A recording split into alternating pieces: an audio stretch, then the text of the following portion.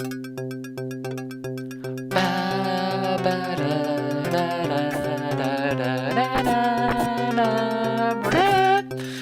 is always, I found, the creepiest level because you're about to stroll onto the back of a giant eagle that has skeletons like coming out of its skin, and it's like what does that mean? Are these the skeletons of the people that the eagle has eaten at a certain time, or it's the implications of skeletons coming out of the back of a giant eagle. It's quite creepy, and obviously I'd seen Jason and the Argonauts before playing this game, and it was just like, wow, it's Jason and the I'm playing the video game equivalent, and I don't doubt that the skeleton warriors in general in video games, movies, D&D and all that were somewhat inspired by Dungeons and Dragons. By Jason and the Argonauts.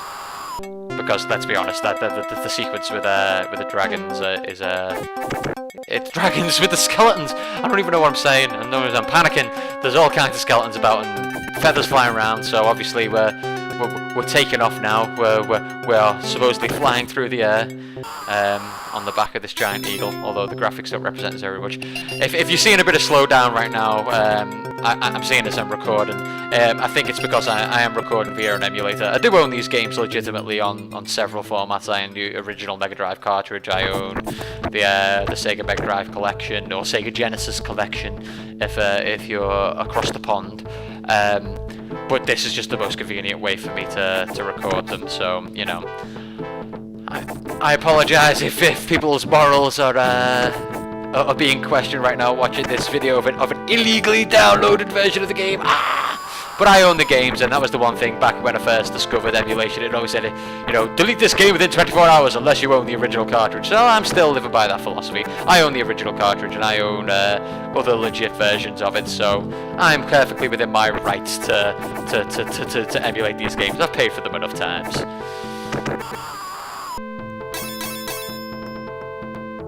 I don't even know why I'm getting the slowdown. I know it's kind of annoying. But here we go. It's a true challenge. You might test it. It's let's just say Gilius is he's imbibed some sort of herb or something that makes time appear like it's going slower. He's like the max pain of 16-bit. There we go. That works, doesn't it, guys? You're okay with that? I love that the skeletons scream. It's like they're just bones. They have no vocal cords. How are they even making a noise? Come on. And this is one of the lamest bosses in the game. It's just a bunch of enemies just coming at you again and again and again. I mean, obviously in the first stage you have the Bad Brothers, who are two massive dudes with clubs, and it's with mallets, and they're really mean and nasty, and then you just got lots of dudes, and it's like, yeah, okay, it's a challenge and all, but it's a bit lame in terms of a boss fight. The great thing about these old school side scrollers was seeing what the next boss was going to be, what's going to be the next thing to challenge you. And I also love these little interludes with the gnomes. The pesky little guys who love to steal your magic pots. I love it. See, it's this eagle. He's causing me slow down. He must be emitting some sort of pheromone, which is causing Gilius to slow down. I love cheesing them skeletons. Come on, where's my dragon? Where are my dragons? Oops, another Game of Thrones reference. Apologies.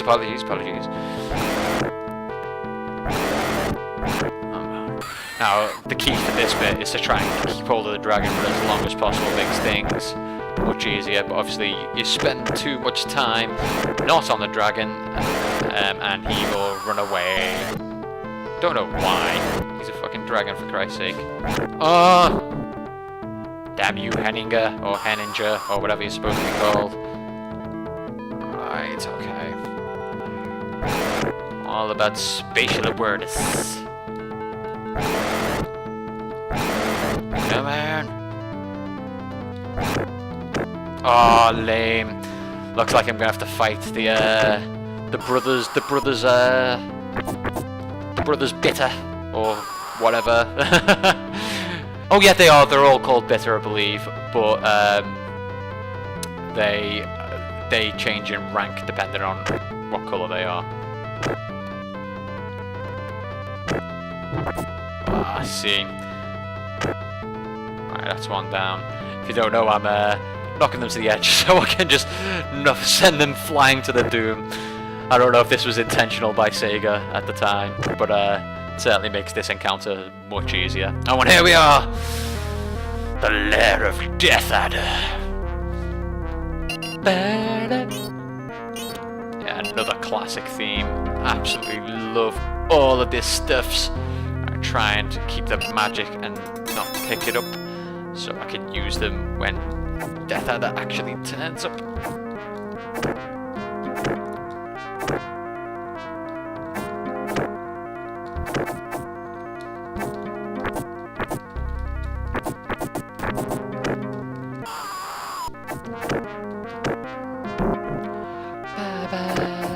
And here's another Bad Brother variant.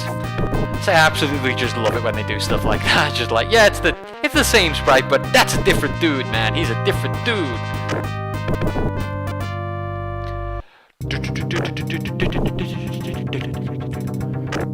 See, just like this just reeks of evil, does it not? You know what I said? Oh, I'm not going to cheese anything throughout this game, and I've pretty much cheesed absolutely every encounter that I've come across. But I can't help it. Old habits die hard. There we go. There's the main man himself. Death Adder. Have some magic for your troubles.